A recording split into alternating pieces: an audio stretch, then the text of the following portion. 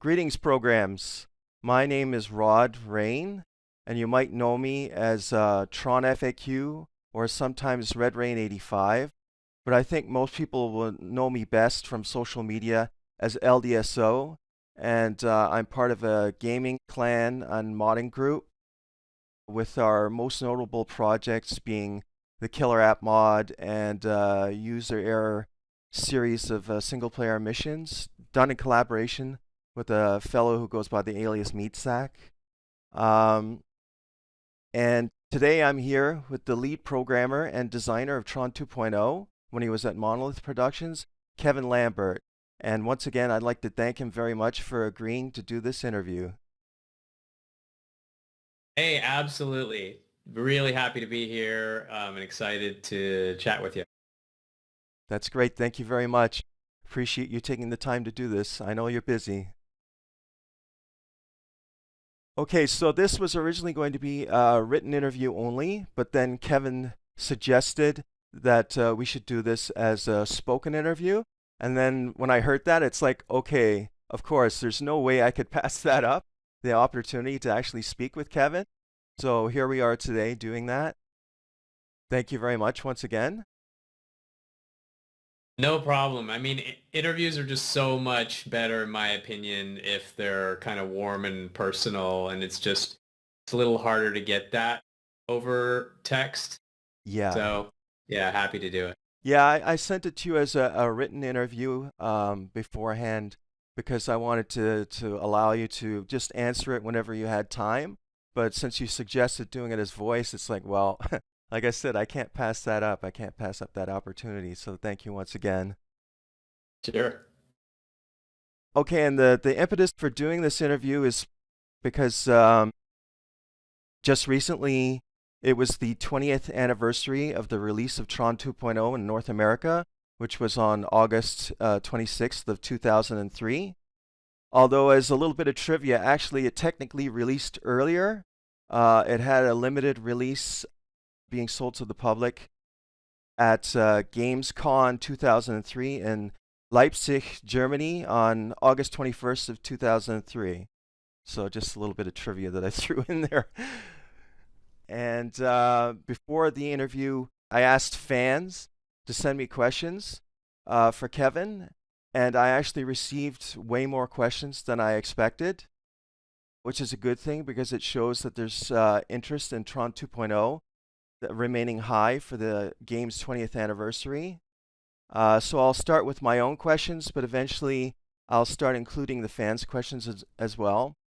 And in the case of questions from fans that were the same as the ones that I intended to ask, I'll combine them with my questions and try to keep all the nuances of the variations of the fans' questions. Okay, so I guess I'll start with the first question now. Can you tell us a little bit about yourself and how you became interested in working in the game industry?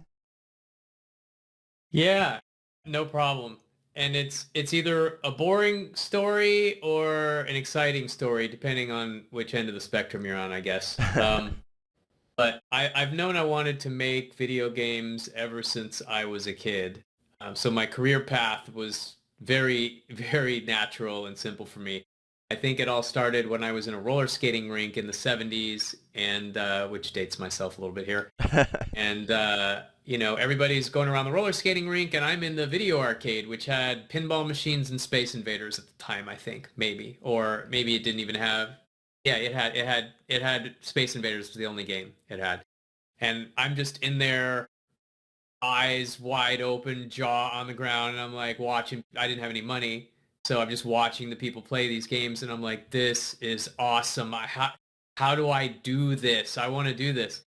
And they didn't have schools for game creation or game design back when I was going through school and college, which was unfortunate. Now they do. They have, DigiPen and Full Sail and a few gaming schools if you want to be an artist or a game programmer or a game designer. So I just had to immerse myself in the medium. And that means playing video games every weekend and getting, my parents to take me to the arcades at the mall and learning how to conserve quarters and eventually saving up my money to buy video game consoles. And as long as my grades were good, I was allowed to continue playing them. Thankfully, they didn't limit my screen time. That would have been bad. Um, Although they didn't really understand it as a job. So, because it wasn't very popular, not everyone wanted to be a video game designer. So my parents were like, why don't you get a real skill that we understand, just in case this whole games thing doesn't work out, which we totally respect. Is there any career that you can get into that we understand? And, I'm like, well, I love tech. So, maybe computer programmer is the way to, get into the career world, but really just trying to get into game design, game development. And so they said, that's great. So I got my degree in computer science at University of Texas, UT in Austin, Mm-hmm. and sent out resumes to try to be a game programmer. And I got hired at Monolith. I was, I think, the 6th employee there, one of the earliest employees there. I think I was their 2nd programmer hire.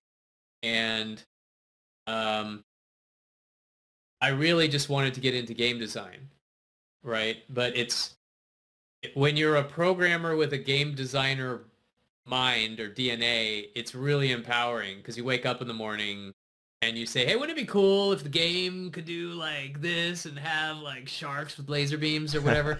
And then by the afternoon, you're putting that stuff in the game because you can do that as a programmer. It won't be pretty, but you're like getting stuff in and working and able to test really easily. So that was really powerful, that combination. And then, after about 5-6 years at Monolith, I transitioned where I did kind of a combination of game design and programming. I transitioned into full-time game design after that, with my first game being Dungeon Siege 2 at Gas Games. And then since then, I was full-time game design after that for the next 20 years or so. Yeah, and you worked at Gas Powered Games, as you said, on Dungeon Siege 2 and Sierra Online and even Microsoft. I did. Yeah, let's see. Between Gas Powered and Microsoft, I did a few other little endeavors. I did a startup that got acquired by Activision and rebranded as Sierra Online, if you're familiar with that name. Yep. And did a little startup of a make your own game kind of product that unfortunately didn't quite get off the ground. And then I joined Microsoft as the head of design for their casual game studio. Mm-hmm. So that was remaking all the games like Solitaire, Minesweeper, Jigsaw, Mahjong, and modernizing them to give them kind of stickiness and retention features and find a way to monetize those games. They had always been free. And they still are free, but we added like an advertising revenue model, so you could play for free and just watch ads occasionally from time to time, and they did really well. Yeah, and now you've actually founded your own company, Coin Games. Yeah, I started my own game company because I got really excited about some new technology that's coming up in the space. And it allows for digital property ownership. So like, when you play your games and you put them on the shelf, you lose all of that time that you spent and any money that you've spent in that game. It's all just gone, right? Mm-hmm. And so I saw that as a problem. And I'm excited to be working on games where players get to keep their stuff basically, and you get to take it from game to game and get, cool experiential benefits for that. And there's some new technology that allows for that, and it's very experimental, and there's a lot of people not using it right or using it in a crappy way, and I'm really excited to build some games where players get to own their stuff and participate in the development with the studio as the game's being developed rather than have to wait till it launches. It's pretty cool. Yeah, that does sound cool. Well, you've kind of already answered this question partially, but I'll ask it anyways. How did you begin your career at Monolith Productions, and what games did you work on before TRON 2.0? Yeah, so I started at Monolith as a programmer, and I was hired, and to get my feet wet, I worked on some little internal tools, and then the Windows 95 game sampler CD was officially my first project there. Oh, That was actually a collection of games on this little spaceship that we had. You'd run around in a spaceship, go up to these little kiosks and just click the game and it would launch the game. And so you get to try all of these games. And it was to prove that Windows 95 was a gaming platform because there were a lot of purists who said you can't make a game if it's not on DOS, the old operating system. They're right. like, Windows will never take off as a gaming platform, and we're like, yes, it will. It's awesome. Like, let us show you how this can work. So we partnered with a bunch of gaming studios, and one of them was a little studio that not a lot of people knew called Blizzard, and they had this little game that no one had heard of called Diablo. Oh, And I got to play that while it was in development on the same game sampler CD, and everybody in the office was addicted to it. We're like, when's the next build coming in? We got to play this all day. It was pretty cool. oh wow. And after Windows 95 game sampler CD, I worked on a 2D side scroller called Claw, I or remember Captain that. Yeah. Claw. That game was so fun. And I designed all of the bosses for that game. Worked on a game called Get Medieval, which was like Gauntlet, the old arcade game. We Hmm. did a top-down 4-player co-op version of that.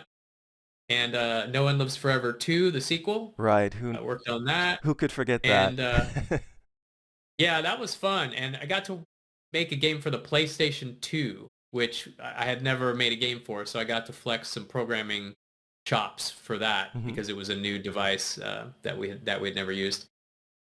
And Monolith was kind of known for its first-person shooters, but I was always a fan of kind of the alternate games. And if you look at the games that I worked on, they're all the other games that Monolith made, like the side-scrolling platformer and the action-adventure game and the Gauntlet-style game. So I worked on one called Sanity, Icon's Artifact, and that was like an action RPG kind of game.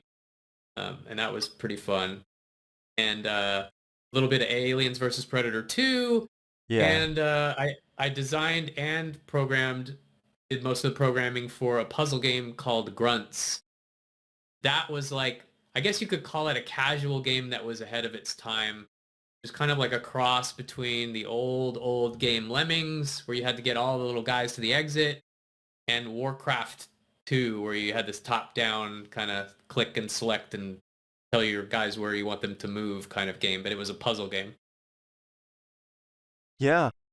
That sounds like an incredible resume to start with, but then what you went on to do later. It's amazing how much you did. Thanks, man. I just like I mentioned this before you started the interview, but I like making games so much that it doesn't feel like work to me. Hmm. And even when and if I have the financial freedom to retire, I'm still gonna be making games because I just like doing it so much. Like, what else are you gonna do? Right. It's just a lot of fun. Right. So as a programmer and designer of many of the games using Monolith's Lithtech engine, you were almost certainly asked to work on TRON 2.0 from the start. Or did you volunteer when you found out Monolith was making a TRON game? Were you a fan of TRON before working on the game, or did you become one during development? No, I was there from the very, very start of that game when we pitched the idea to Disney, their games division, which was called Buena Vista Interactive. Hmm. And I was a huge fan Oh, okay. of the original movie Tron and the arcade game. In Yeah. fact, I really wanted to make TRON 2.0 into a successor to the original arcade game with all the mini games and the tanks and a recognizer flight and Aha. discs, and I wanted and light cycles. I wanted to do that. And when we pitched that to Buena Vista, they said, the reason why we're considering Monolith is because we love your first-person shooters. We love No One Lives Forever. We love Shogo, and we want that in the Tron universe, which was exciting that they were talking to us, but disappointing at the same time because I really wanted to make the more arcadey kind of game. So, and I'm like, well, can we at least have, next gen light cycles? And they said, absolutely. I gotta have light cycles. And so I was like, okay, great. I'll just channel all of my passion and design energy and excitement into the light cycles of this, since, first person shooters, design is not my jam. And we had a great game designer at the time, Frank Rook, who was the lead game designer for TRON Yeah. 2.0. And so, that was a good match. And then I just did all of the light cycles. See, now this other version of what would have ended up as TRON 2.0, that sounds really interesting, actually, like a successor to Discs of TRON. That sounds very interesting.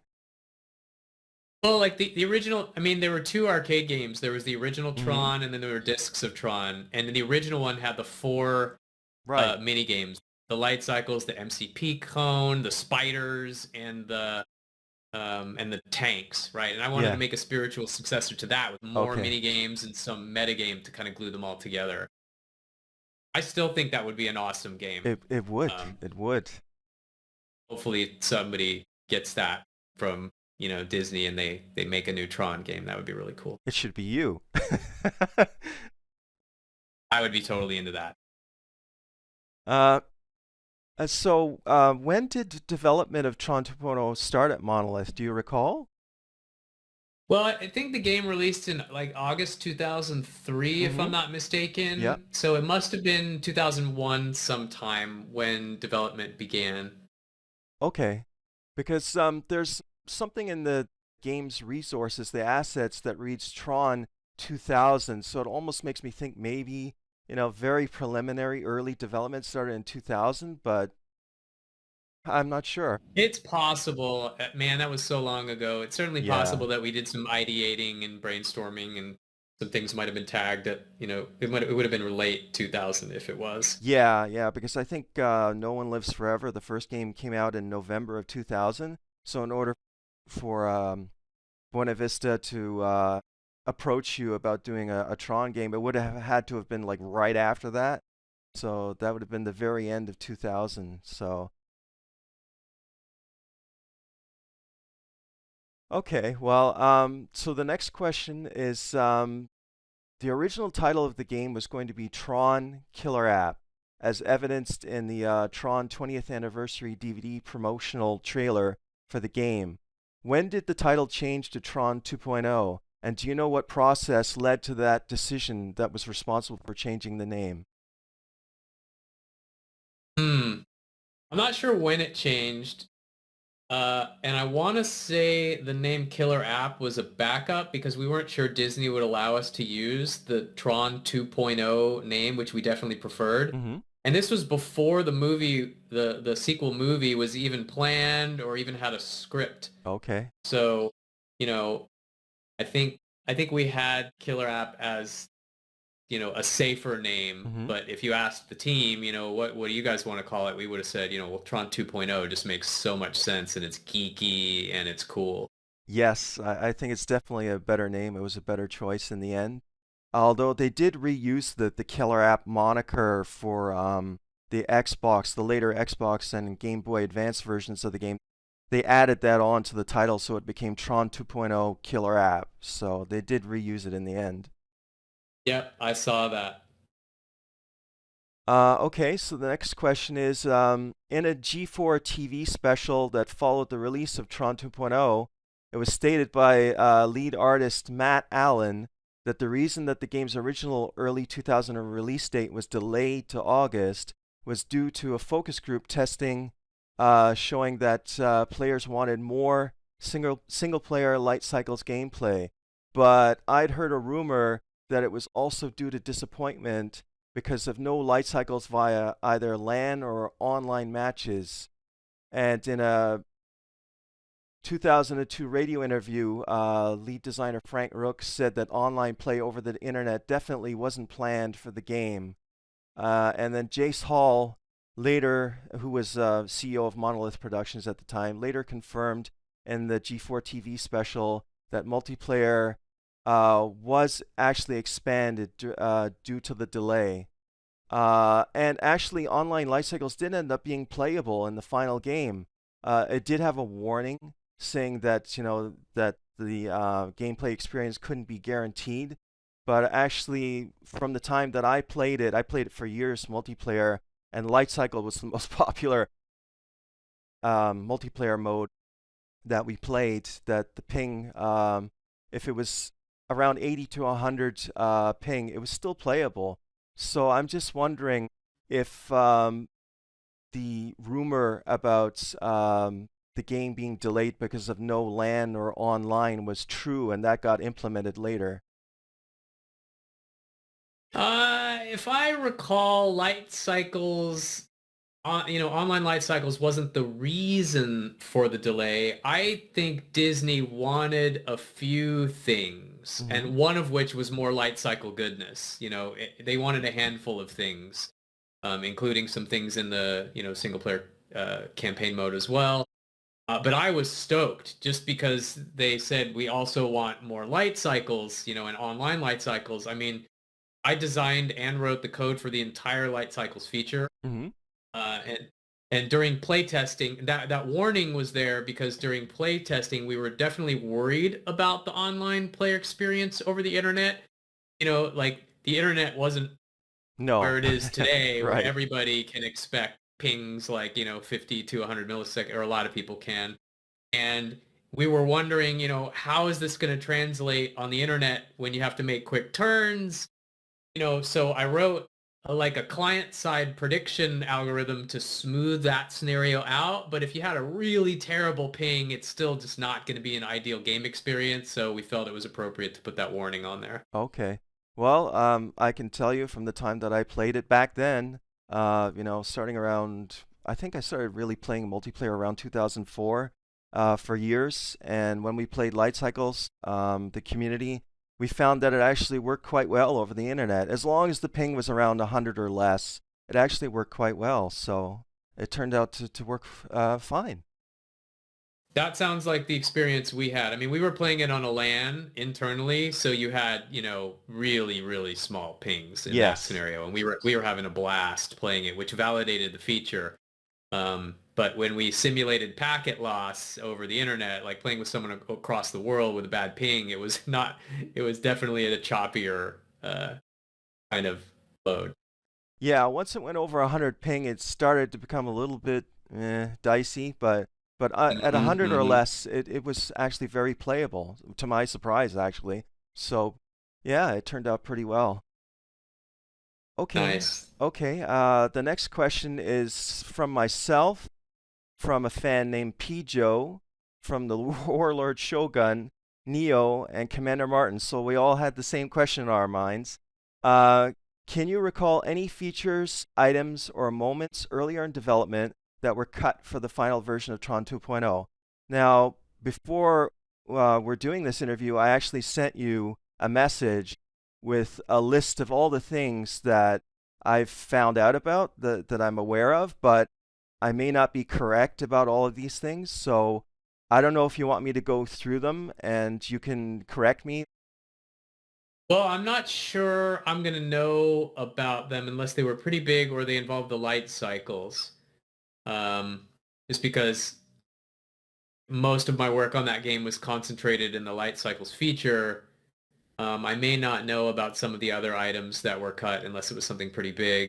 I mean, I can tell you about a secret light cycle feature that didn't quite make it in the final game, but I think some of your audience might already know about it because I tweeted about it a couple of years ago, and you were you responded to the challenge, Yes. Yes, and about that was pretty awesome. yeah, Yeah. about that. What happened was that I visited Jace Hall's Facebook page, and again, Jace Hall was the CEO of Monolith Productions at the time that TRON 2.0 was made, and he was talking about TRON 2.0, and then you left a comment on his Facebook page where you mentioned the fact that there was like a hidden feature or commands that you could use to put light cycle gameplay in single player into first person mode, and that there were plans to have the player in the game drive or race through mazes. Like at the end of a level, that you would enter a maze and then have to, just like in the film, you would have to navigate this maze, and it would be, kind of nerve-wracking. But then the challenge of getting through there and beating it would be elating. That would be great. And so you mentioned it there on the Facebook page, and then I stumbled on your personal website, and you talked more about it, more about that feature. And then I said, you know what? I'm going to see if I can do something about this, if I can answer the challenge. So I did. For the 18th anniversary of the game, I released a video where I demonstrated that feature, that you could put the player into first-person view mode, lock them in there, and then I drove through a little maze that I made, and I sort of recreated the scene from the film where Flynn was driving through the maze. So I did that, and then I showed it to you, and you seemed to be, well, fairly pleased with it. That was so awesome when you did that. Like it sent a chill down my spine. And when I saw that, I thought I wasn't sure if you had resurrected that or did it yourself, but it looked just like the one I had in prototyping.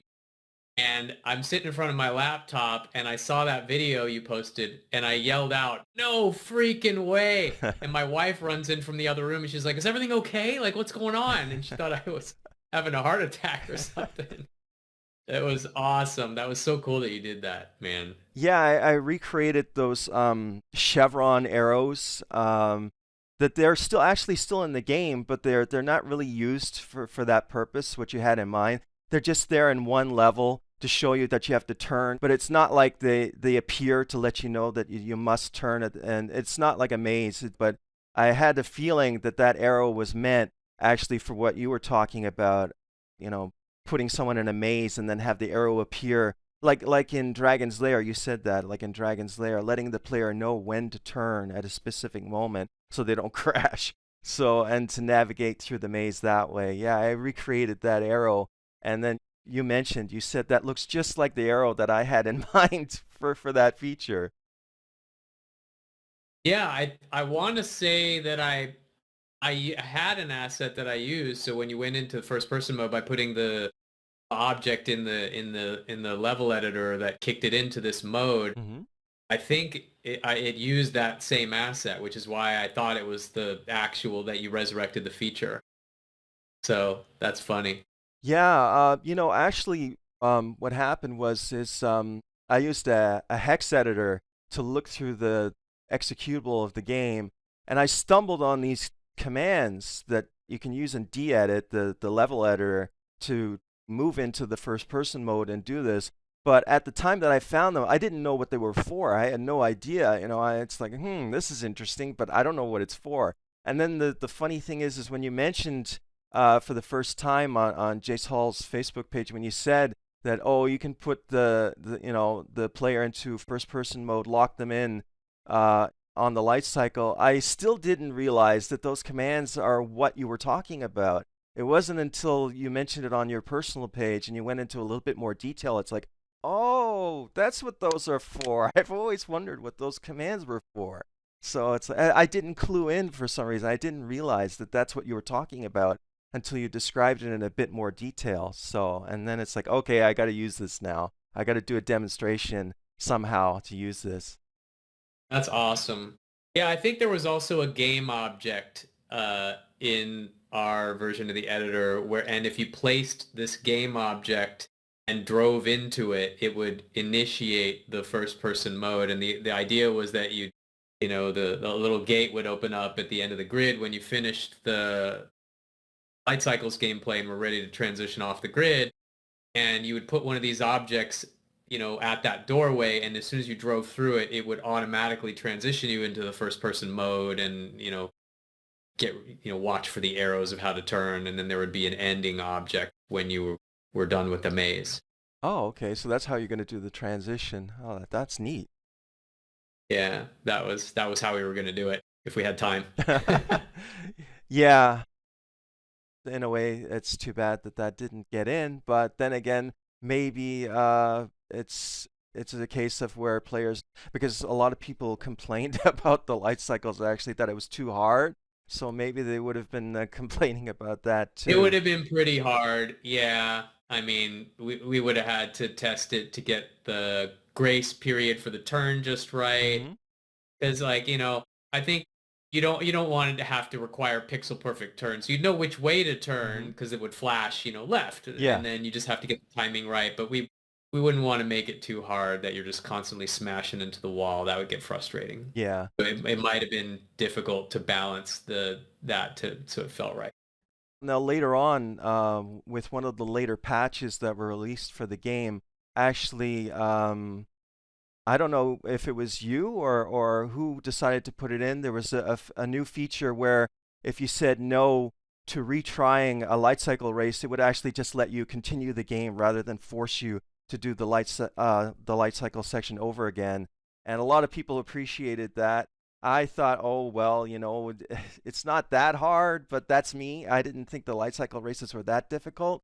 But a lot of people appreciated it that you put that in, that you could skip the races if you wanted to. Yeah, it's more of a preference, Hmm. I mean, a game shouldn't gate you from experiencing content just because it's hard or just because you may not like a particular part of the game. I'm a big fan of let the player experience the game, and if they want to turn up the difficulty, they can do that, and if they want to turn down the difficulty, they can do that. So this was our way at that time of letting move on if you're frustrated and let you stay there if you're not. Right, exactly.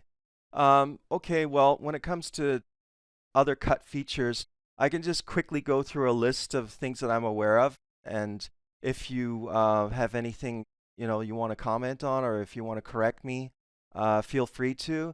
But as you said, maybe these are things that you weren't involved in. Like I'm thinking, especially probably on the level design side of things, maybe you weren't so much involved in that. You were more on the programming side. But I'll just go through these things quickly, and then if you want to comment on them, feel free. For example, apparently early on, there was an edge generation feature that would procedurally generate lines on the edges of geometry, but that didn't make it into the final game. Hmm. I'm not sure about that one. Okay. Because there's an article that I came across, it's an old article, talking about it that during the demo that was presented at E3 2002, it's mentioning that the game had an edge generation feature that would procedurally generate the edges on the geometry, but then later on that actually didn't end up in the final game. Hmm. Yeah, I'm trying to rack my brain about that one, and I'm not sure. Okay. Sorry about that. That's okay. That's okay. Um, so, and beta testers claimed that some of the cutscenes were trimmed in the game, and well, I'm sure. I mean, like every game gets some content removed because it doesn't, it's not working. And I know for a fact I've actually seen videos that promoted the game that had NPCs saying dialogue that wasn't in the final game. Now, whether that was because it didn't work out or maybe the cutscenes were felt to be too long, I'm not sure. But do you have any thoughts on that or? No, I'm sure that happened, and it was either because the cutscenes were a little too long in some places, or it wasn't working with the story, or it added some confusion. Mm-hmm. Um, Frank would Frank Rook would probably have a better answer on that because he was overseeing all of the story and the Okay. cutscenes. Okay. Yeah, fair enough. And well, then this one also, supposedly an escort mission for guarding Mercury on one of the levels was cut, but again, that was a level design thing, so I guess that's not something that you would have been involved in really. Okay.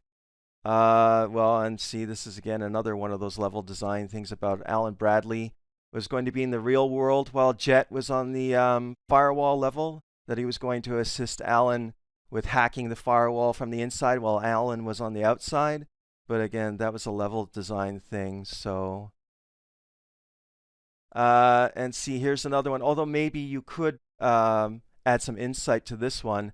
There's a video with Jace Hall talking about how the earlier NCOM systems were meant to be more primitive looking, and then later on, as you progress through the levels, they would become more sophisticated in their design, like geometrically. They would have more rounded corners, and they would have a higher polygon count and stuff like that. And so, but that didn't really seem to end up in the final game, that philosophy. It seemed to be an idea that was dropped. Do you have any idea about that? I remember us talking about that in the early design phase of the game and all saying, oh yes, that's awesome. That would be really cool. As for why that didn't manifest in the way that, we had it in our heads, I'm not sure why that was. It might have been harder to execute than it was cool on paper, perhaps. Yeah, that's probably one of the possible reasons. Yeah. Um, oh, and I don't know if you've seen this or not, or if you recall it. Um, on the progress bar level in the game early on in development, uh, there was a scene where Jet approaches an NPC character and talks to him, and he's drunk. He's drunk on energy, the program, so he's kind of fumbling around. And the patrons in the progress bar, the programs, are singing and appear to be drunk too. So I don't know if you remember that or not from early in development. It seems like it was kind of an inside joke that might have been a reference to No One Lives Forever, and then that got dropped later on. I have a vague memory of that. And, one of the things we had to be really conscious of was the rating for the Yeah. game. Not like the review rating, but the age rating of the game. Mm-hmm. And this was a time where you had to submit a rigorous review anything that might be offensive or hit all of these things, use of drugs or alcohol or any of that stuff. Yeah. And so we had to be really careful because we wanted to be on the right side, not find ourselves off sides on any kind of a rating to have the widest possible audience. So that might have been a consideration there. Like you said, if you weren't the only one who might think that there's a suggestion of alcohol use there, Yeah. we want to be careful with our rating. Right. I thought it was funny as hell, but I can understand why probably that was decided to be removed later. Uh, Yeah. it was quite a thing to see, though, to see that early clip. I was laughing. It's like, wow. Mhm. I almost wish it was left in, but okay. Okay, so well, again, this is another level design thing, so I'm not sure. Apparently, and it's probably for the same reason we were just talking about. Apparently, in the city hub level, like the internet part of the game where you visit the internet, there were supposed to be slum areas. This is in a design document that I actually saw a page from. There were supposed to be slum areas that were supposed to be a little bit more, seedy. But again, I'm guessing that was probably for the same reason that the previous thing was removed. That one I'm not sure about. Yeah. Okay. Well, then let's move on to the next thing. Build notes were apparently going to contain much longer messages, possibly from Flynn. And the reason I bring this up is because on the quick reference card that was included with the game with the controls, on the keyboard controls, there's a key for reading build notes. It's listed on the card, but in the actual final game, it's not there. Which was this again? The The build notes. It's those like little Yeah. bonuses that you pick up on each level to get Hmm. build points. And apparently, they were supposed to be more than just giving you points. They were actually supposed to contain messages in them. Apparently from Flynn, from Kevin Flynn, and Hmm. that there's like a reference to it on the quick reference card, like the keyboard controls. Yeah. There's a key listed there to read the build notes, but in the final game, it's not there. Yeah, I'm not going to be able to help with that one either, unfortunately. I'm not sure. Oh, Sorry about okay, that. yeah, that's fine. That's fine. And then there was an idle animation for Jet's disk primitive where he would spin the disk on his finger. That was in promotional trailers, but then in the final game it wasn't there. So I'm not sure the reason why that was removed. I'm thinking maybe it had something to do with Disk Arena, because if you were idle in Disk Arena and you weren't throwing your disk, then Jet would spin the disk on his finger, and that might become distracting during a multiplayer match. I'm guessing maybe that's the reason why it was removed. I remember that animation. It was really cool. I don't know why it was cut. It could have been either what you said, Mm-hmm. a distraction from players, or I can't imagine that it was a disk size concern. This was in the era where we had to be, careful about, not putting too much stuff, or the install size would have got too large. But it sounds like I don't think that animation would have added too much to it, so I'm not sure. Okay, okay. Well, as part of our Killer App mod project, we restored that animation. So if anybody installs the mod, That's awesome. in single player, Jet will spin his disc. So yeah, we brought that back. Very cool. Okay, and another trailer for the game, there's a moment where it shows the prankster bit weapon. When it's fired, it would actually switch to a camera that would follow the prankster bit so that you could see it hitting your enemy. And that also was removed from the final game. And I'm assuming the reason why is probably because it would become disorienting, especially if you're like in the middle of combat in first person and suddenly you're being attacked, from another enemy while you're busy firing the weapon at the enemy you're focused on. You could, take damage and then you're not sure where it came from. So I'm guessing that's probably the reason why that was not in the final game. Yeah, that would be my assumption as well. I don't know the answer to why, but my game design sensibilities lead me to the same yes as you for that one. Yeah, okay. All right. Okay, now here's an interesting one. Maybe you can speak to this one. There's a suggestion again in one of the trailers that Disc Arena matches may have been playable with bots at one point, but in the final game, that's not the case. You can't play against bots if there are no players in multiplayer. Although it might have been just for a demo at E3 2002, because that's where this was described, where it was talked about in an article about how they were playing against ICPs as bots. So I'm not sure if you can speak to that. I'm not sure about that one either, unfortunately. Like, probably a recurring theme here. Okay.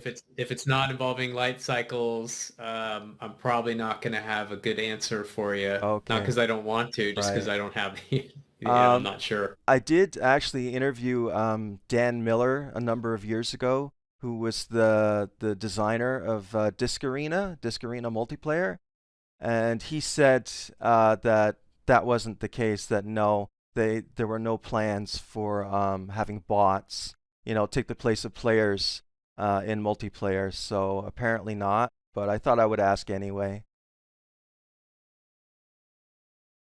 Yeah, I believe Dan. I think bots and multiplayer are a mixed bag. If you ask my opinion on them, they're great Mm-hmm. because they offer liquidity or matchmaking fast. But you have to make sure that the game design is good for bots. If it's not fun to play against bots because they're too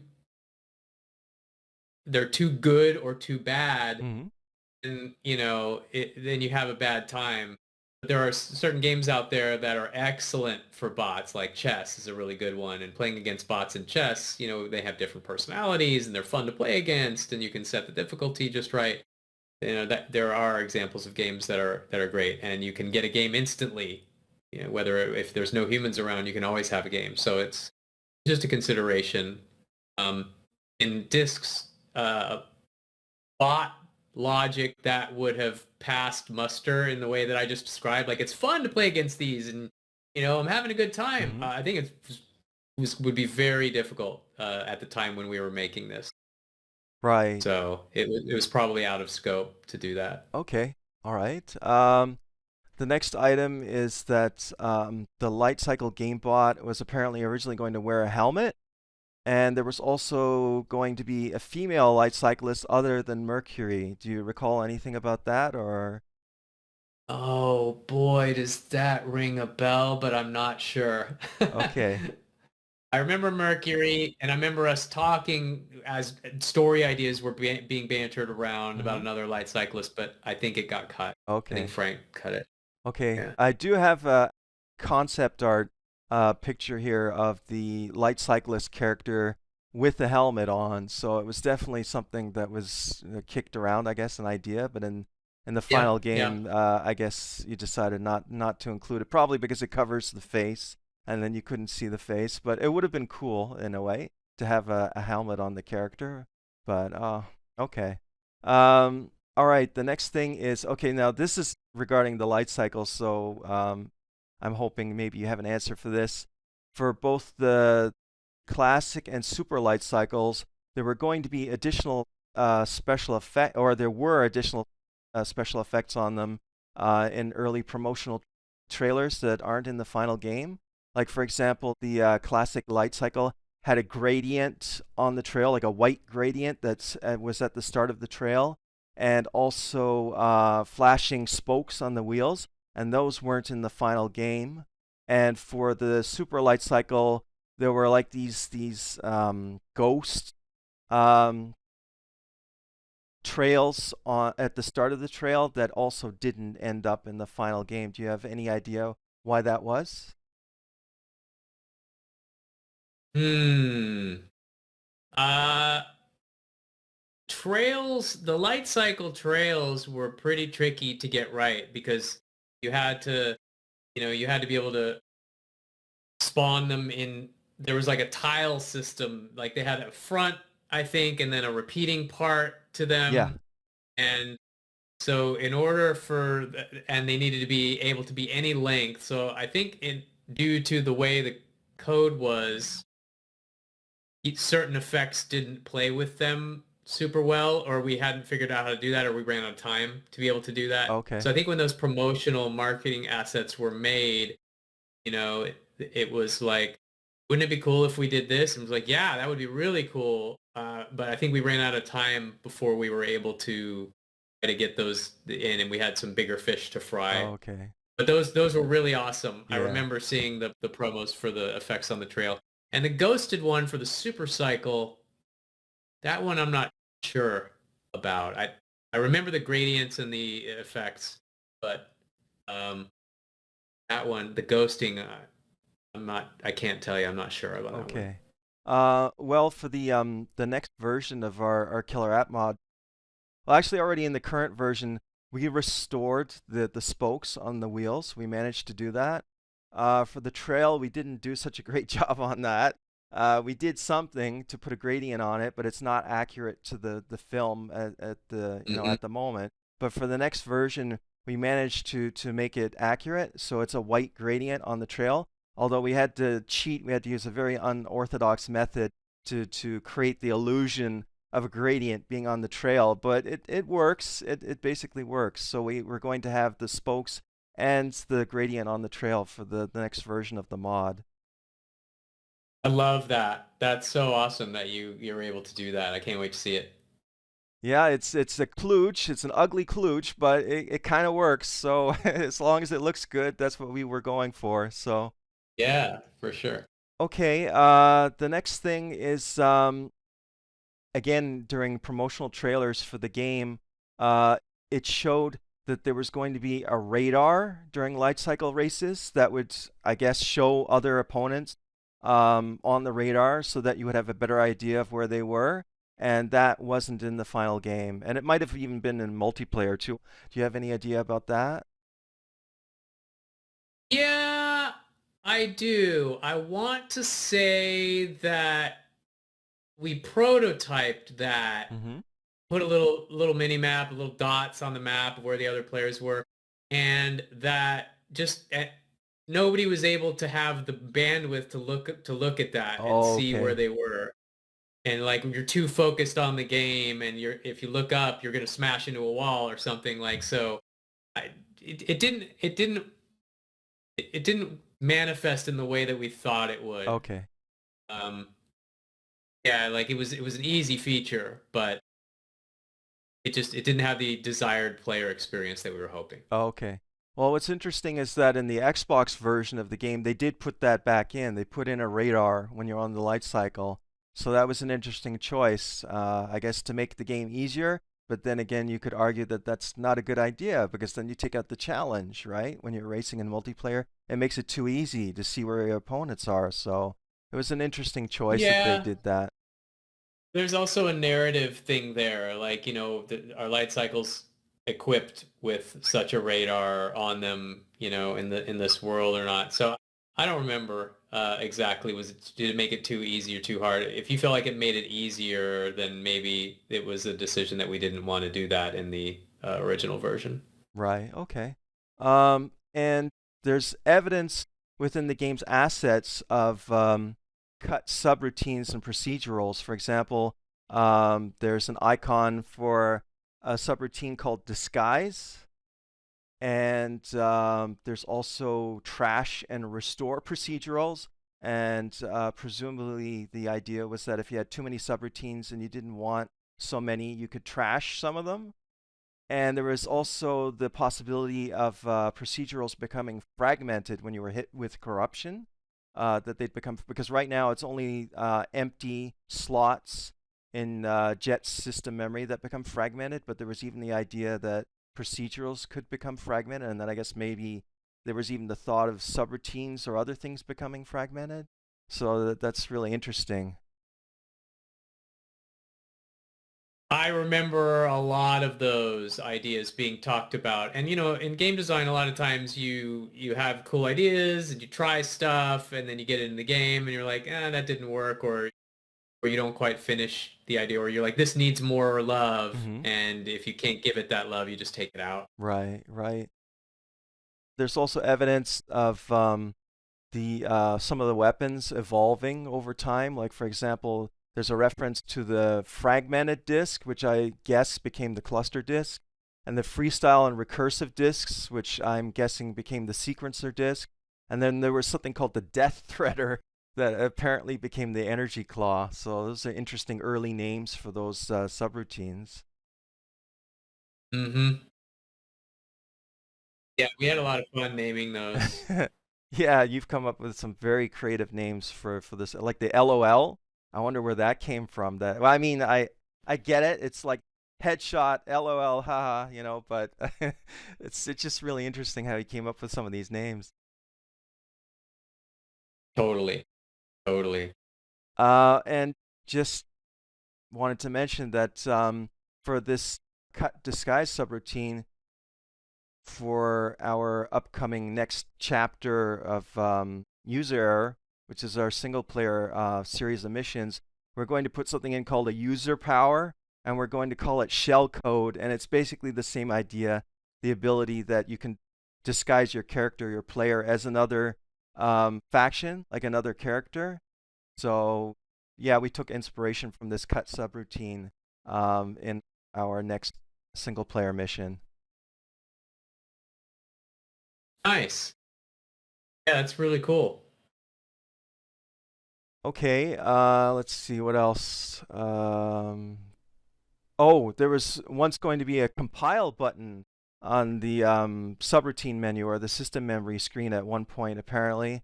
And it seems that this was replaced by the port procedural, which basically serves the same game mechanic, which is to delay the time before a subroutine can be used. Do you remember anything about that?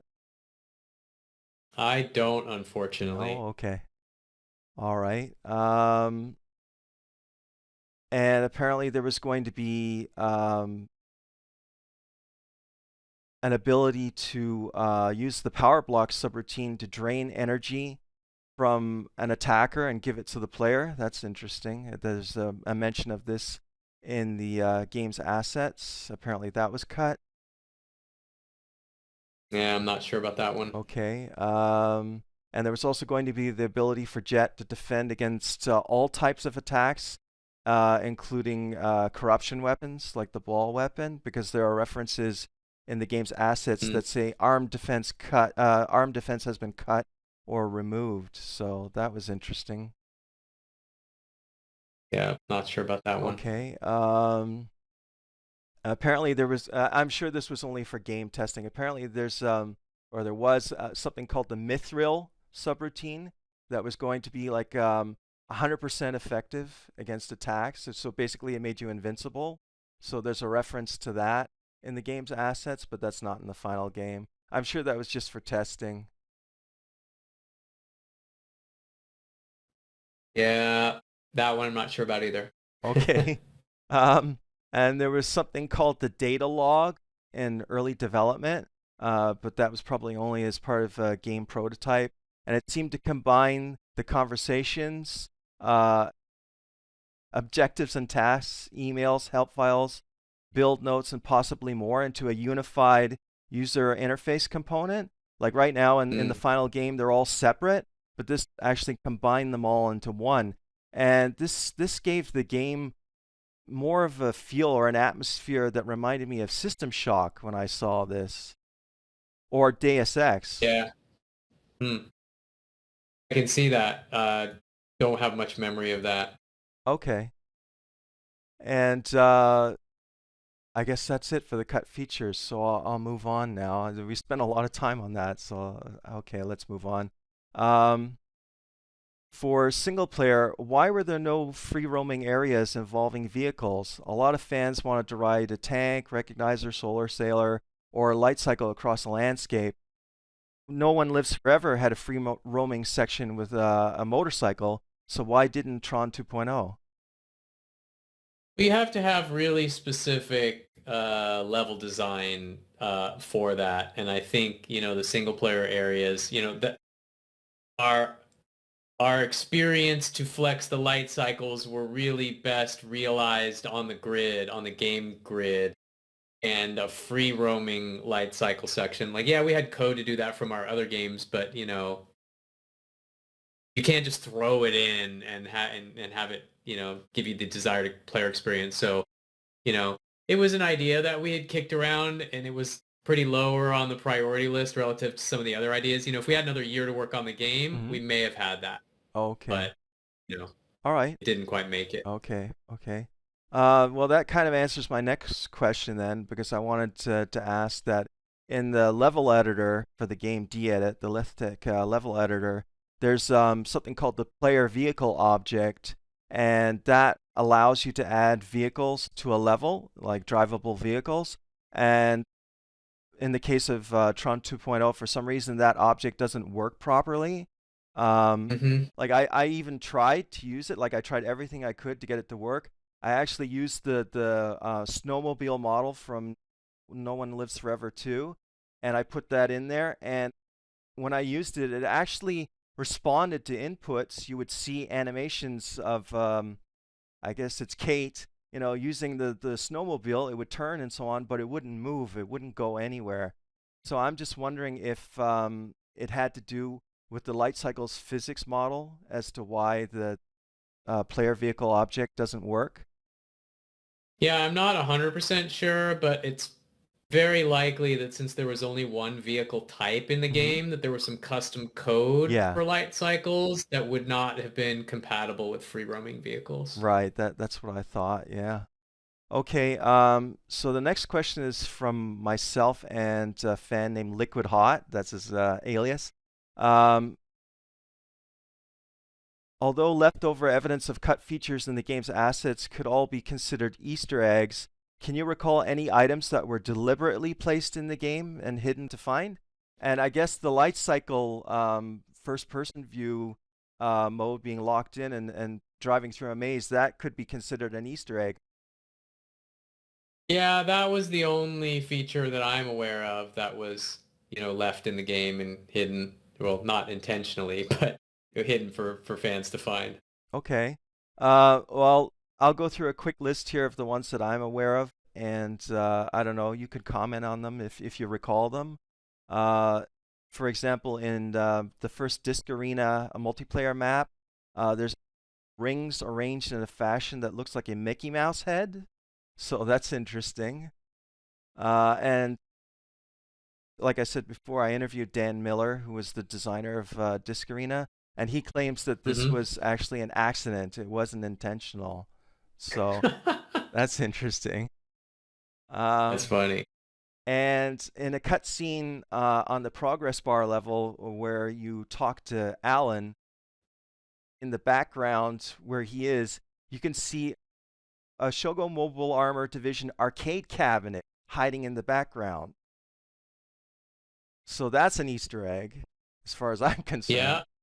Yeah. I was not aware of that, but yes, that would be. Yeah.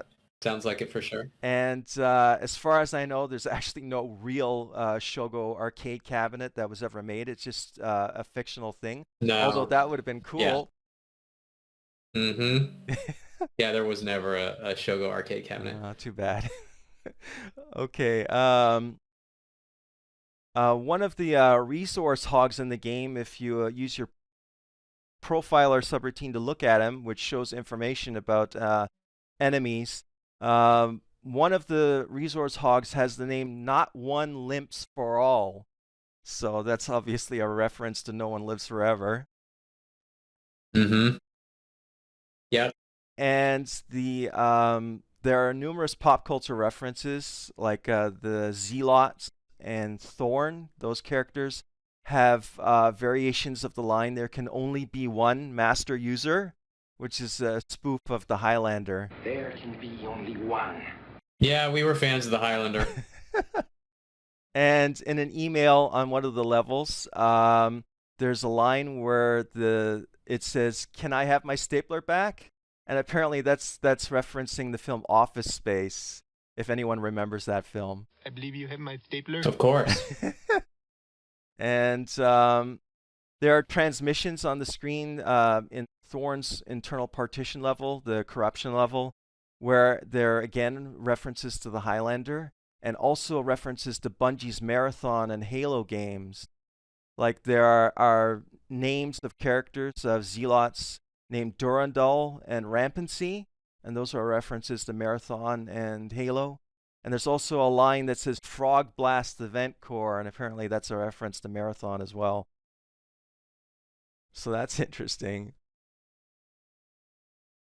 Nice. I don't remember that one. And then I mentioned before the Mithril subroutine, and that's a reference to the Lord of the Rings, Tolkien's Lord of the Rings. And then on the main power pipeline level, there's a geodesic dome that suspiciously looks like the spaceship Earth at Epcot at Disney World. And I found out that that's actually a deliberate reference, that the geodesic dome is meant to look like the spaceship Earth from Epcot. So that's neat. Mm-hmm. And FCON, which is the bad guys in the game, the enemies, apparently were originally named Dominet. So that's interesting. And early on in development, the data wraiths were referred to as Netrunners. And that seems like an obvious reference to the card game Netrunner, cyberpunk tabletop RPGs, and William Gibson's Neuromancer novel. So that's interesting too. And and on one of the levels, the primary docking port level, there's a conversation that a civilian program NPC has with the ICPs there that's very easy to miss because of the way the level is designed. Because what'll happen is you'll approach that area, and typically what'll happen is the ICPs, the enemies, will see you and they'll attack. And because of that, the conversation never happens. So you have to stealthily approach that area, and then you'll be able to hear that conversation. So I consider that to be an Easter egg, because I think that very few people have actually heard that conversation. So that's interesting as well. Okay, next question is from myself, a fan named Nasri, and a fan named Our Sponsor. While some of Monolith's titles don't scale that well on modern widescreen displays, many of them do. And despite a number of these games having been released well before widescreen became affordable and mainstream, a number of them also contain higher resolution assets for the time, like textures in particular.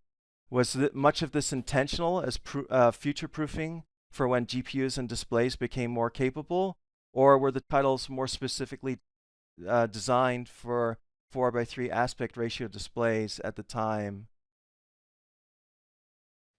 Well, we were always keeping an eye on the tech trends, and we definitely cared deeply about how the game looked and the player experience.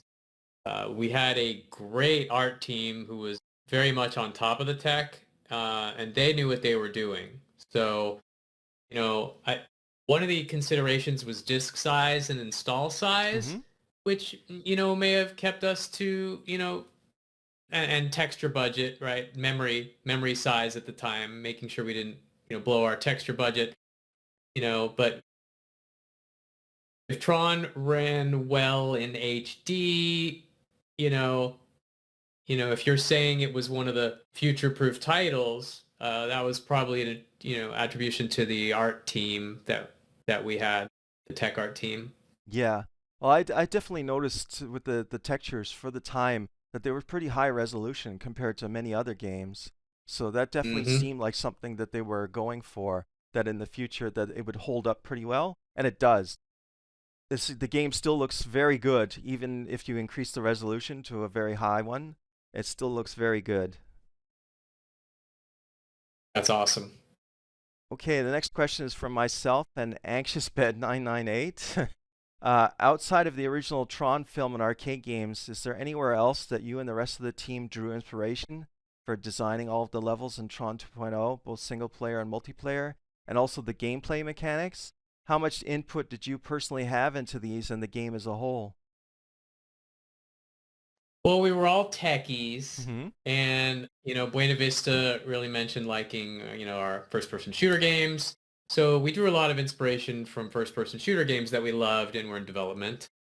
They left, I was left to design and code the entire light cycles experience because I was so passionate about it, and I really wanted to try to capture the magic of the arcade game and then the movie, which is why I tried to add that first-person view that didn't quite make it in. At the time, I had played just about every arcade game in existence, and to this day, I still play almost every popular video game out there. Don't ask where I get the time to do that. Might get into arguments with my wife. But, I have thousands of games to draw inspiration from. And, sometimes there will be a brilliant little feature in some random game that nobody remembers or gets forgotten, and I really like to bring those back in modern games.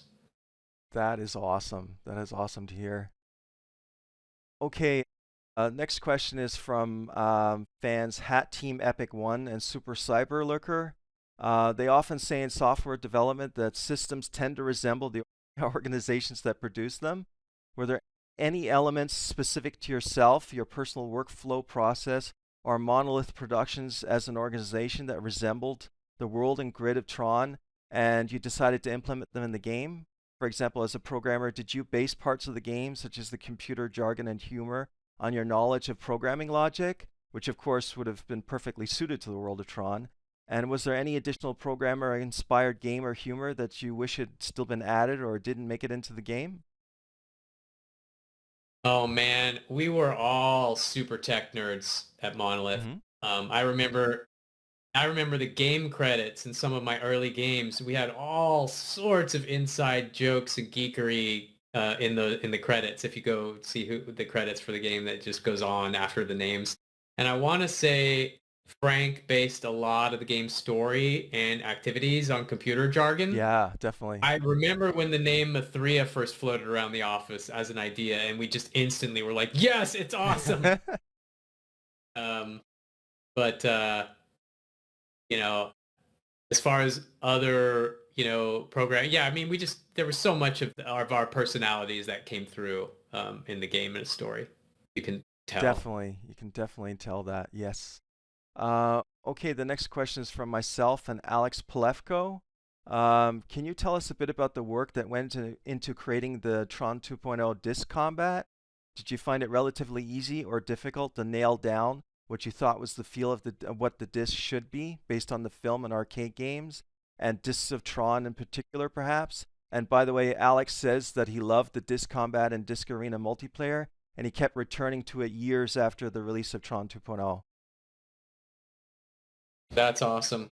And that's a great question. I didn't work on that section of the game, but Oh, yes, okay. we did have a disc in Aliens vs. Predator, and that was another internal Lithtech game. Mm-hmm. And I'm sure we at least use that as a reference for a starting point.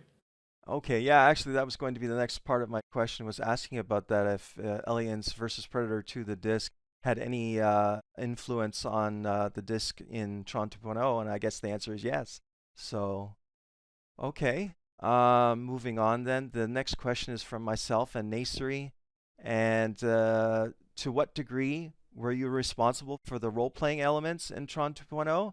It probably goes without saying that you were involved in programming them, but what about in terms of design? Did you implement them, subroutines in particular? And did they prove to be more difficult or complicated than expected?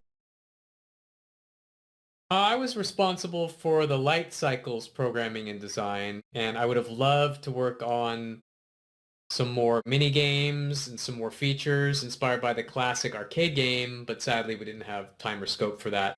But I had a few other engineers working for me that worked on some of the other areas of the game, the coding for the other areas of the game, like the RPG elements and some other pieces, like subroutines. Okay, I didn't know that. I thought that perhaps you were involved in that part of it too, but okay, so it was mainly the light cycles then. Okay. Yeah, I oversaw a lot of the other engineering, but our team was fairly big. We had, I think, you know, 4 engineers total, including myself on the game, maybe 5 at one point of development. So we split up the responsibilities. Okay. So next question is from fans Liquid Hot and MAK 777 with the neon-like lighting effects of Tron being such a key part of what made the film so memorable, and with a game based on that virtual world needing to provide the same type of lighting effects rendered in real time on so many surfaces, how much of a technical challenge was lighting in TRON 2.0? And was the technology and graphical effects that Monolith worked on in partnership with NVIDIA specifically designed to solve these challenges for TRON 2.0? If I recall, it was a huge challenge to get that right. Mm-hmm. We knew exactly what we wanted. We wanted something that instantly made you feel like you were the movie. But it took a long time and a lot of iterations to get something that we felt good about. I remember the tech art team just hacking away at that problem every day while we were working on the other parts of the game. And one day it was just like, bam, they figured something out. And we looked at it and we said, holy crap, this is amazing. And they just got it. And then it was all forward from there. Yeah, I can imagine the challenge of getting the lighting to look like the film. And but boy, did you deliver. It looks great. Oh, thank you. That's awesome. Okay, and the next question is from myself and AnxiousBed998 again. How long was the development process in terms of coding the game itself, as well as any custom in-house tools built to achieve specific goals? What software did you use during development of TRON 2.0, and were there any technical limitations that prevented the game from turning out the way you wanted it? And how much testing did you do yourself personally? And was the result close to what you had envisioned for the game? Or did you feel that the final game still could have used some minor or even major improvements? Mm-hmm. I can't remember exactly how long total development time was. I want to say around 1.5 to 2 years, including the extension. Don't quote me on exactly that. I mean, it sounds like you found something that dated all the way back to 2000, so it might have been, a little longer. But I tested the ever-living crap out of the light cycles gameplay areas and the races, and I was definitely happy with it. although I wasn't super confident about how, that would perform over the internet in conditions where people had a slow connection. Mm-hmm. Yeah. I mean, and the only thing I wish had made it in was the transitions out of the light cycle arenas. Yeah, yeah. That would have been amazing. Uh, okay, so the next question is from myself and that darn owl. And was there ever any talk about an expansion for TRON 2.0 at Monolith for single player or multiplayer? And the reason I'm asking is because TRON 2.0 had a post-release new multiplayer mode that was added as part of a later patch, which added a Yeah. game mode called DRes, which was deathmatch. And also the Xbox version had some extra multiplayer modes and additional content that the PC version didn't have. So I guess what that darn owl is wondering is if that stuff was planned for the final game, or if that's something that Disney came up with later, maybe. Well, the days of, games as a Mm-hmm. service weren't totally upon us at the time of TRON 2.0's development. So I'm not sure if there was talk of a specific expansion and what features would be in it. Usually when you're making a game, you have a much bigger backlog than fits into the original launch. And when you're making a game as a service, these features become a when do we do them, not if we're going to do them. But since we weren't necessarily committed to Tron as game as a service, the ball was sort of in Disney's court after Tron shipped to see, how the game did. They were going to do a movie sequel, and I think we were going to go from there and see how things were. Oh, okay, movie sequel. That's something I wanted to ask you about later. So there were plans for a movie sequel. Okay. At the time, that is. Okay, got that. There was talk in Disney about wanting to do a movie sequel, and they didn't have the script for it or anything, and we were actually yeah, I think you have another question coming up about that. Yeah. Okay. And I just wanted to mention that again for our Killer App mod, the upcoming update to it, we did recreate some of the content that was added to the Xbox version, like the new weapons that they added to it, for example, except that for the Xbox version, those new weapons are only available in multiplayer. And for our mod, we're going to make it available in single player too. We found a way to put it in. Hopefully, we think without ruining the gameplay, like having those weapons available right from the start would totally mess up the gameplay. So we're not going to do that. We're going to find a way to put it in there so that it gets like unlocked late so that you can't like right away blow away the enemies right from the start. So, but yeah, we've added that to the game through our mod project. Very cool. Yeah, thank you. Okay, and the senior manager of quality assurance at Buena Vista Interactive, who goes by the nickname DaveTRON. Oh, and he wanted me to say hi to you, by the way. Well, hello. And he made a message post back shortly after the game released, where he did say that there was the possibility of an expansion for TRON 2.0 for single player that likely would have been placed in the era of the original TRON before TRON 2.0, but it was just a proposal, and unfortunately, it didn't happen. So that's too bad. That would have been cool. Yes, it would have been. And also, there was an article back then where the senior producer of TRON 2.0, Cliff Kamita at Buena Vista Interactive, he was talking about multiplayer, and he was saying that there was the possibility of capture the flag and team-based missions with a variety of game grid environments, but it looks like there wasn't enough time to put that in. Yes, the curse of having to ship keeps a lot of really cool ideas on the shelf that you hope to get to someday. And it just depends if you take the game on as a service or make a sequel. Right. Okay, so the next question is from myself and Gentleman Cockroach.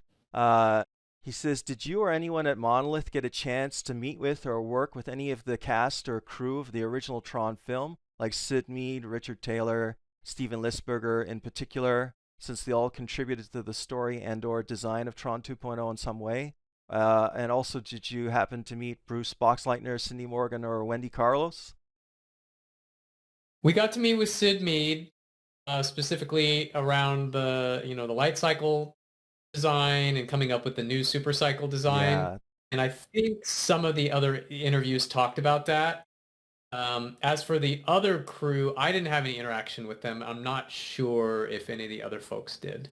Yeah, that was amazing that Sid Mead came back, and Richard Taylor too, to consult with you guys on designing the game and the new light cycle, like you said, the super light cycle. And apparently even Steven Lisberger was involved in some capacity. I'm not sure what he did, but and he was uncredited for that. He didn't receive any credit, but apparently he was involved. Okay, well then the next question is from myself, and that's, do you know why the character of Tron himself wasn't in the game? Because I heard a rumor that supposedly the fate of the lead characters like Flynn and Tron were declared off limits by Disney because they wanted to save that for a film sequel. Although you could make the argument that Tron was in the game. I guess I shouldn't say why because it's kind of a spoiler for the game for anyone who hasn't played it. But technically he's in the game, kind of, sort of.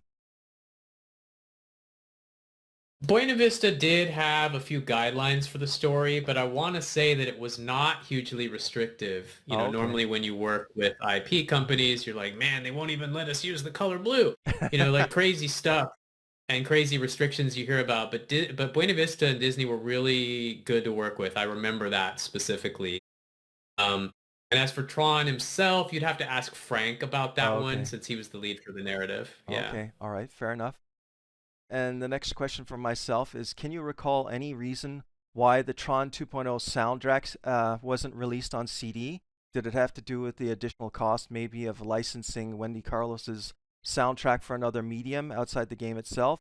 Or was there another reason? And I'd heard that supposedly a CD was produced, but it was kept for internal use at Monolith. That is a great question. Jace Hall or Matt Allen would probably know the answer to that. And although, man, it is so awesome when a game you love has a soundtrack that's released. To this day, I still listen to the soundtrack for Ori and the Blind Forest and Chrono Trigger, which are two of the best game soundtracks of all time, in my opinion. Yeah, because there was a soundtrack for No One Lives Forever, if I remember right. And I think even Shogo had a soundtrack CD, but for some reason Tron 2.0 didn't. And I know a lot of people were disappointed with that there was never a soundtrack made, or released to the public at least. Although I did put together an unofficial soundtrack that people can download if they want to. It's a bunch of MP3s. I converted the music in the game to a form that people can actually listen to it like on an MP3 player or whatever. Yeah, so I took all the music in the game, every single piece of music, even including the music that was on the Tron 2.0 website. There was a track on there that wasn't in the game. Now, I don't know who composed it. It was a really nice melodic, like ambient tune, and I included that as well. That's so cool. You have to send me a link to that. I want to check it out. Okay, I can do that. Yeah, definitely. Okay, so the next question is from myself again, and were you made aware of how well Tron 2.0 sold in terms of the number of copies after release? And to my knowledge, there was no official statement on the number of copies sold on PC that was ever released to the public. Now, I already asked you this before, Ashley, and I recall you saying that unfortunately you don't have that information. But I just want to ask again, just for the record. Well, even though I was a programmer at the time, I've always had designer DNA, so the player perception of the game is hugely important to me. I don't know sales numbers or anything like that, but I remember being overall pleased with the performance, and I remember every review that I read, I always, was excited to get to the part where they talked about how they felt about light cycles. Did they like them? Did they hate them? Were they good or bad? Yeah, I was going to ask you also about how you felt about the critical response, but you've already answered that. And then, of course, it was very positive. It was largely positive. I remember reading the reviews. Almost everyone said it was an ideal sequel to the original film in game form. And I agree with that. Definitely. It's a great game. It's still the best game, the best Tron game in my opinion. And in fact, if you go on Steam, for example, it's the highest rated of all the Tron games. So it's definitely appreciated. That's so cool. That's awesome. We were pretty pleased with how the game turned out, all things considered.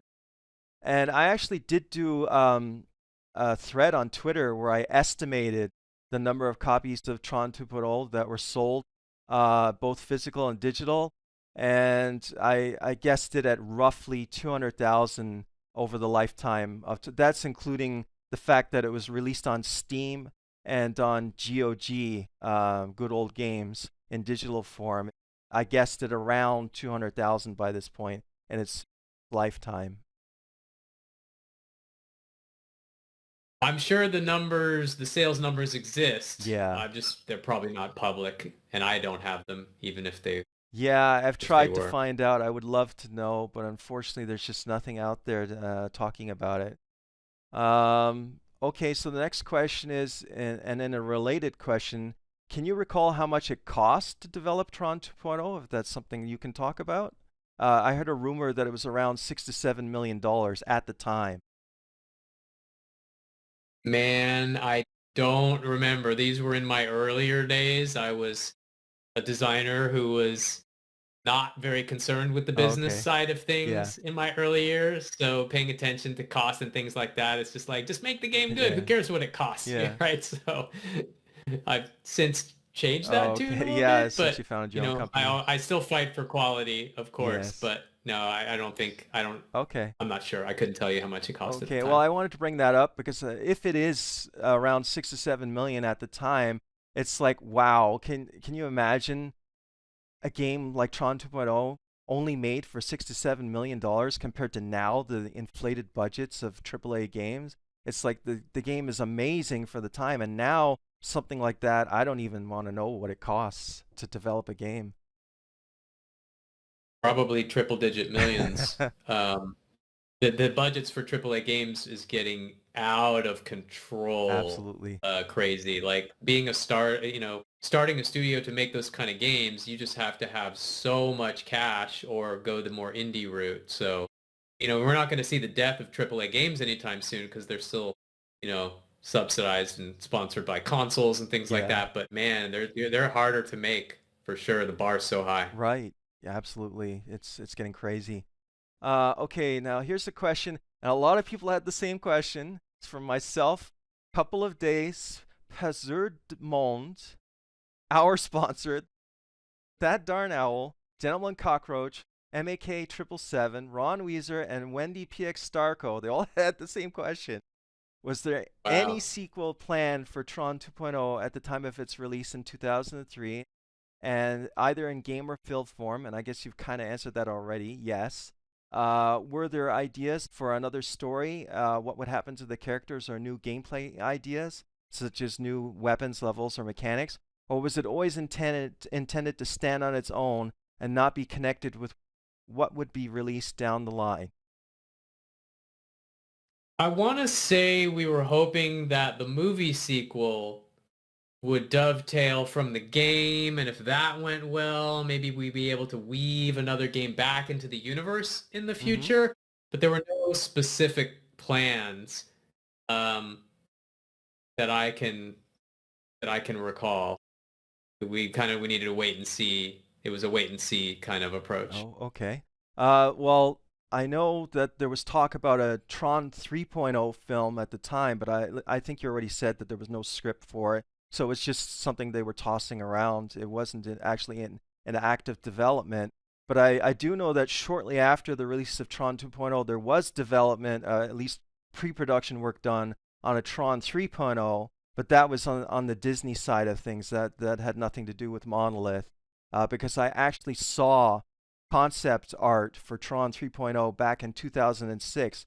There's someone who showed it to me, and I won't name that person because I don't want to possibly get them in trouble if that's still something that that they could get in trouble for. but I saw concept art for TRON 3.0 back in 2006, and since then, Andrew Borman, who's the digital curator of games at the National Museum of Play, he showed me some more stuff relating to TRON 3.0. So it definitely was a thing, but I don't think that Monolith was involved with that. That sounds accurate to me. And I did a review for TRON 2.0 in a book that was published.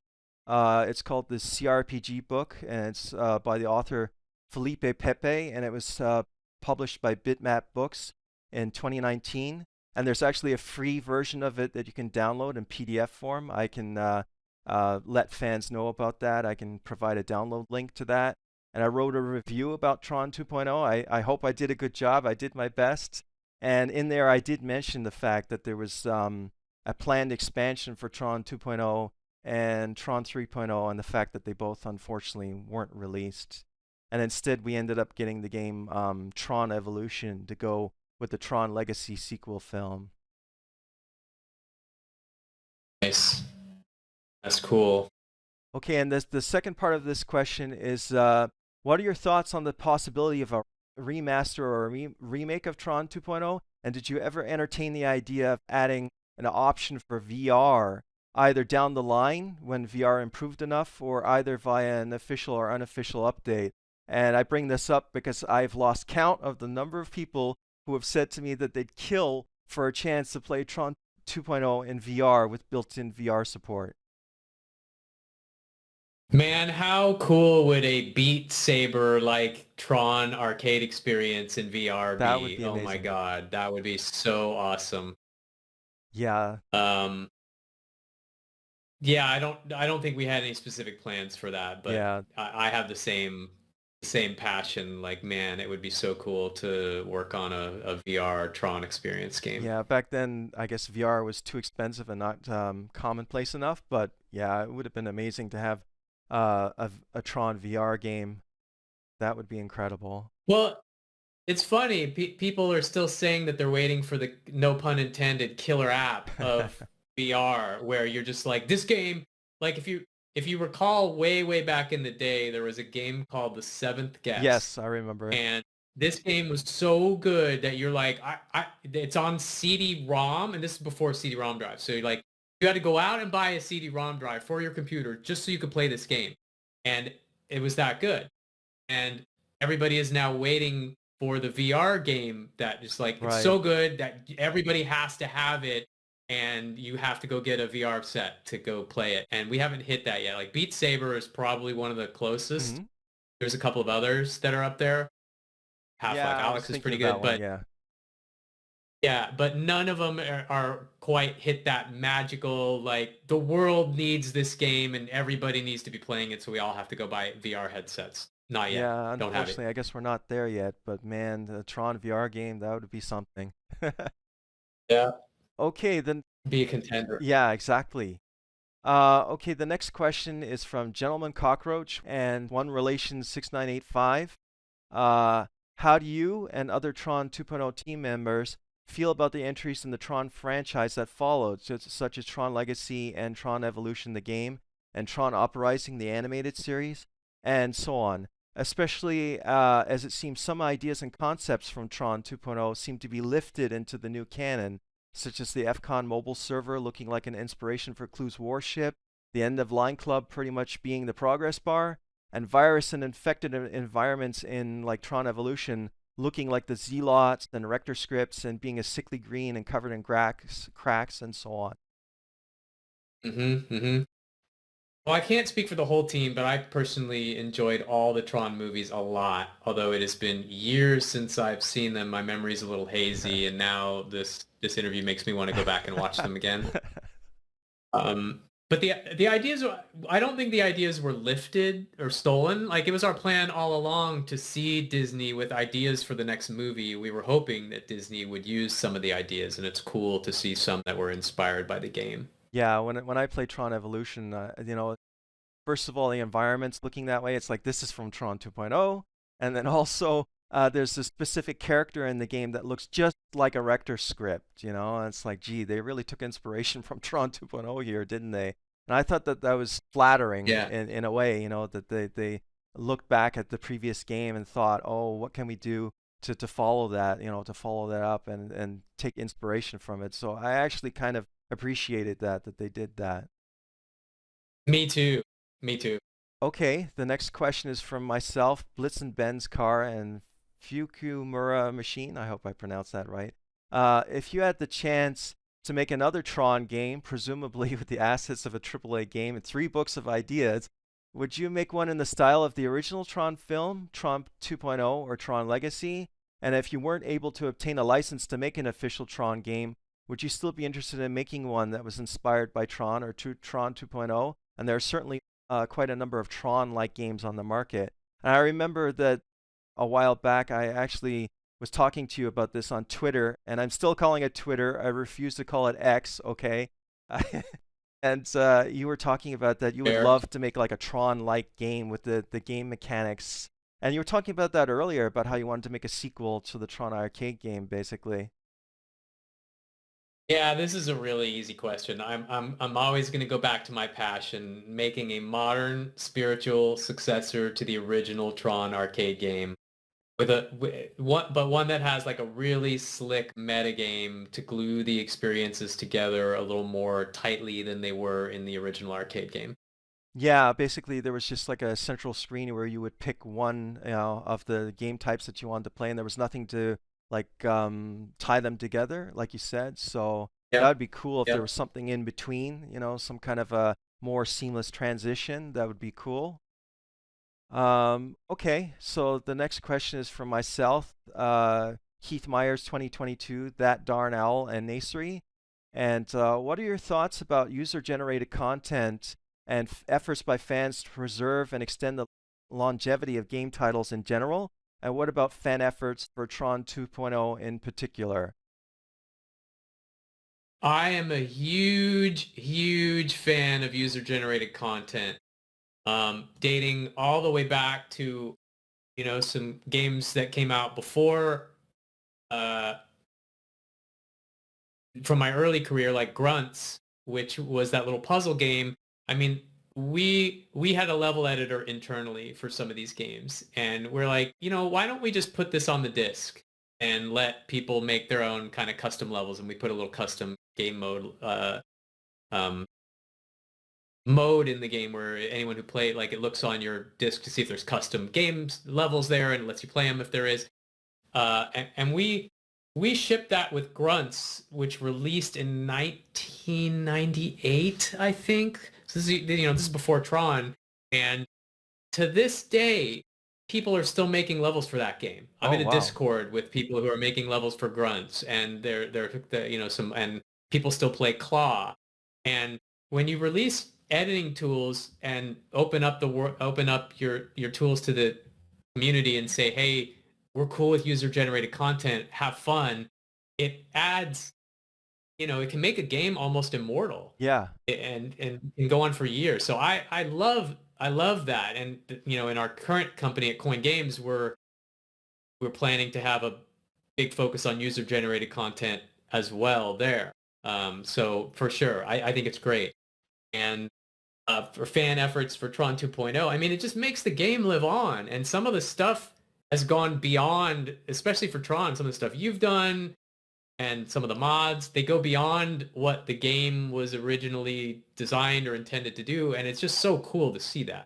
Yeah, and I'm so glad to hear that because yeah, I feel the same way about every game that I know it's not always possible depending on the publisher and the goals of the game, the design goals, but whenever possible, it should be made so that the community, if they want to, they can add on to the game in various ways because it just extends the longevity of a game so much compared to otherwise. So I definitely agree with that.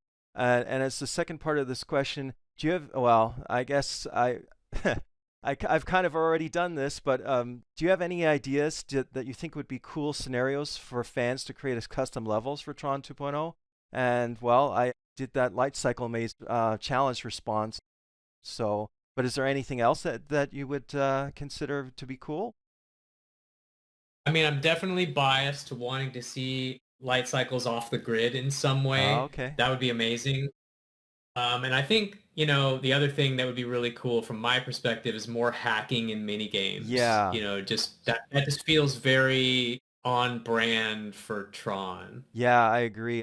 I actually thought about that when I played the game back in the day. It's like it would have been interesting if there was more like geeky hacking kind of stuff in the game. It wasn't really like that. It's like basically in the firewall level, for example, you had to arrange the rings, and that was a cool idea. But it would have been like, man, can you imagine if there was some kind of like a command line interface where you had to type a few commands to get past this? It would have, I mean, it would have made the game more difficult, harder, I guess. But it would have been so cool if there was something like that in there. So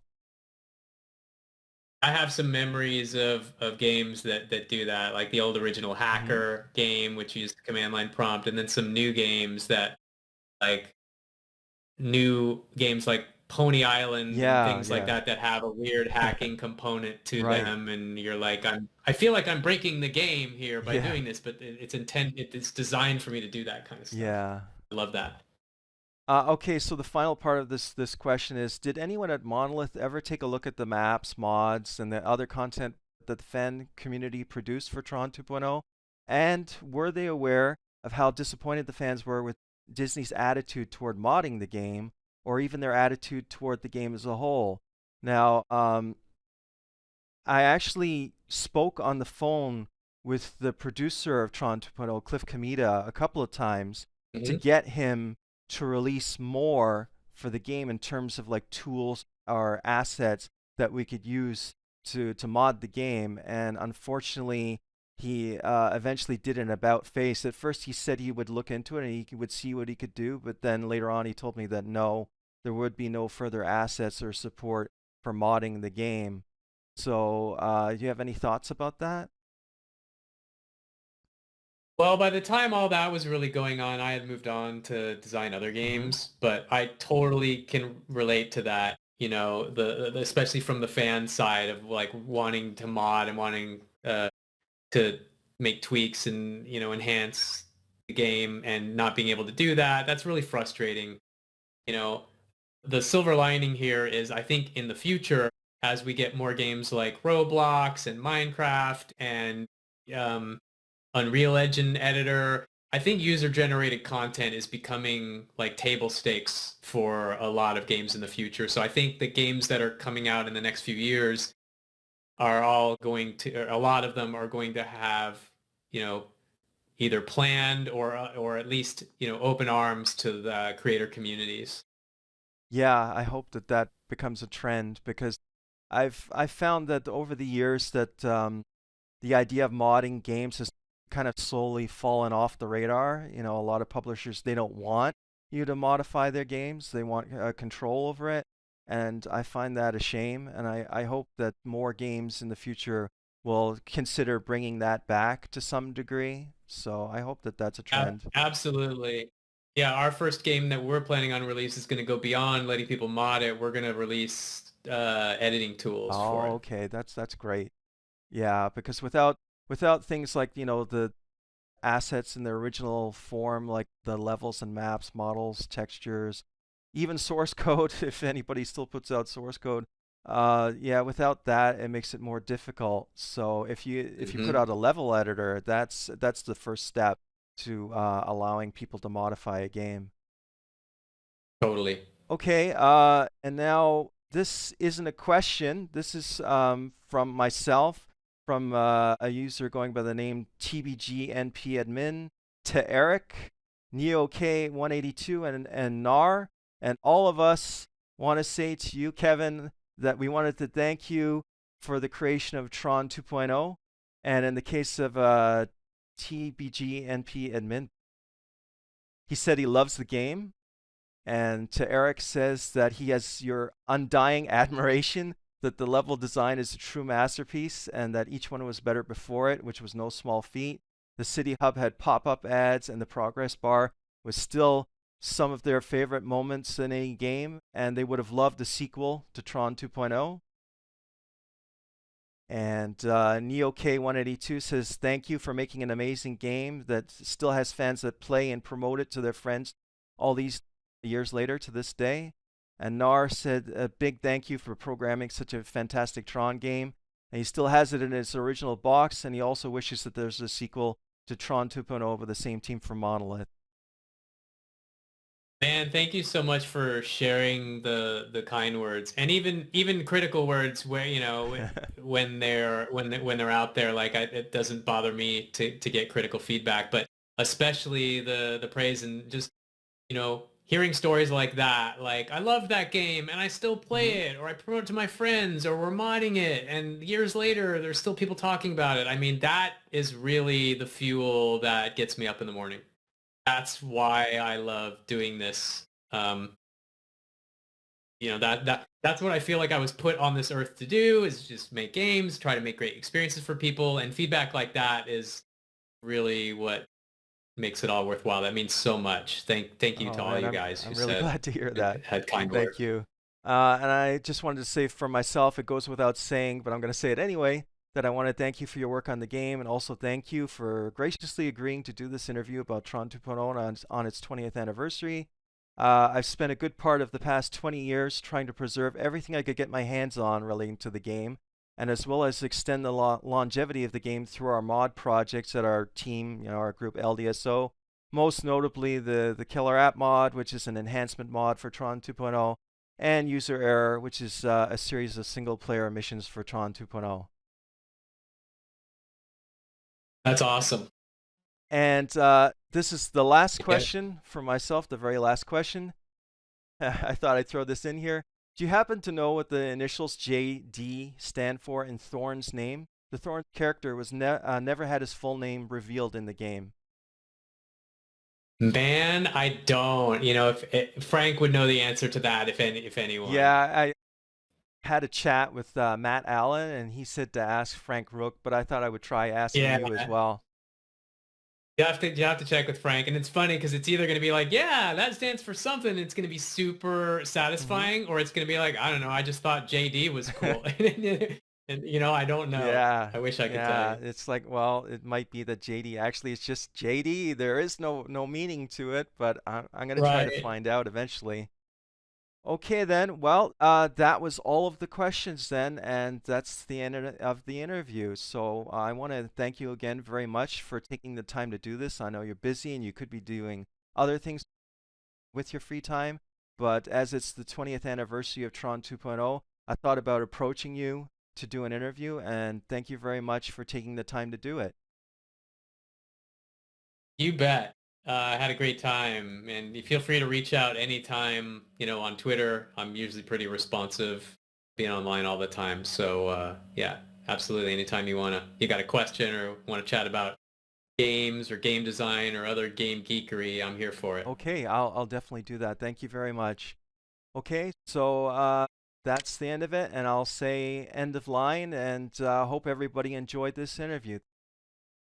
End of line.